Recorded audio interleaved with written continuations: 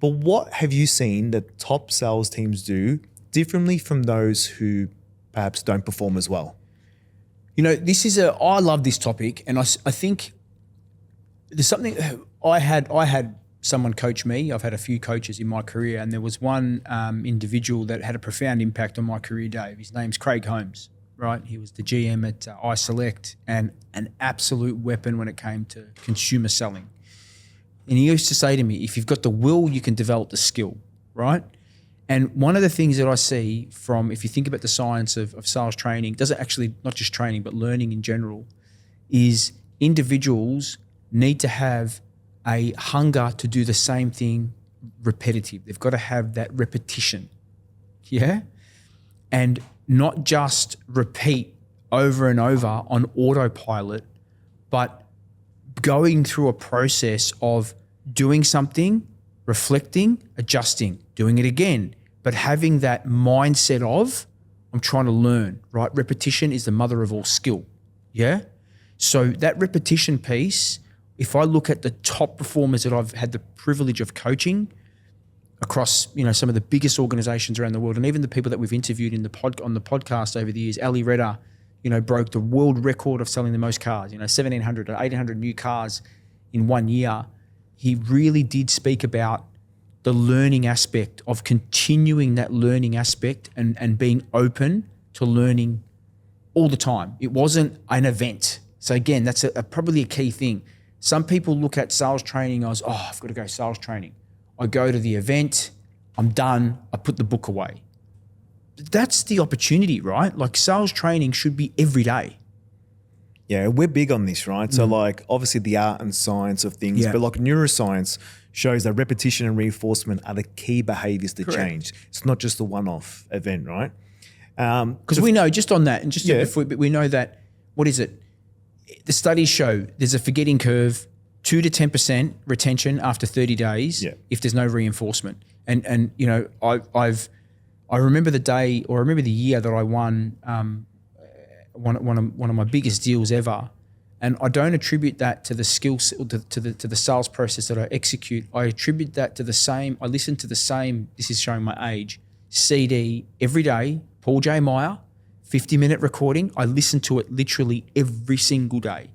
Right? Paul J. Meyer was the founder of Success Motivation International out of Texas. Incredible, like probably one of the forefathers of personal development with Earl Nightingale and Jim Rohn and the likes. And you know, listening to what he said every single day allowed me to approach sales calls with this particular mindset, which it was the energy, the positivity was oozing out of me, Dave. And again, if I look at the moments in my career where I've hit really incredible milestones, it's because of the fact that I've really embodied the learning aspect, right? And that spaced repetition. Yeah, I love that.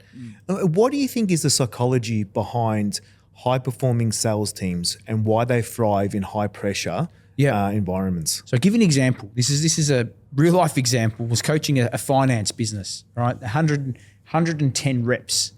And I'll never forget this. So the executive director said, right, this is what they had, such a discrepancy in their team. Their number one performer, who was number 1, 2 every month, was converting at 55%, right? Incredibly high. Their low performer was 5 to 7%. And there was a kind of a big bunch of their team that were sitting at that sort of 5 to 10. Now, day one, the number one performer, as soon as I started on the floor and they announced there was a coach, that individual came and found me. She came and found me and said, I heard you're our new sales coach. When can you sit with me? This is the number one performer. Like, would she reach out to you on LinkedIn? No, she came. I was on the floor and she literally came and found me. Massive floor, right? And she's like, I heard you. When am I getting my turn? This is the number one performer. She had every reason to say, I don't need this, right? Smashing her target, earning incredible commission. She had every reason to say, I'm good. Then when I finally got through to the mid, like those bottom performers, the first thing they said to me was, mate, I've been here for 7 years. Why do I need to do this? You know what? Just when you saying that, I'm just getting a flashback from one of our sales calls that I've taken. And they were like, I love this, we need this, but it's going to be a struggle to get some of our seasoned salespeople over the line. I'm like, what do you mean? I'm like, but if they're not if they're not performing, wouldn't they see this as something that would be great for them to improve on? They're like, no, they're stuck in their ways. You've come across this a lot. All the time. Can you share this mindset here? Why are they like this? Because they've come to a point where their mindsets become fixed. And again, if I look at a team from Canada that I was coaching a couple of years back, Daniele, his name was, incredible operator selling IBM applications, multi-million-dollar purchasing, like deals were massive. He was their number one performer.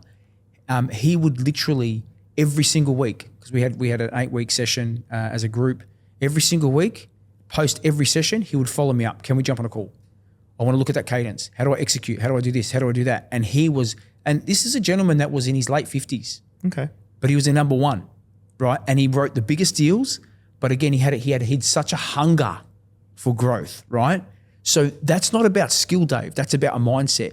And if you look at some of the others, going back to your question, they've become fixed. They've got to a point where they are not open to learning. And like anything, if they're not open to learning, there's no point trying to force them to change.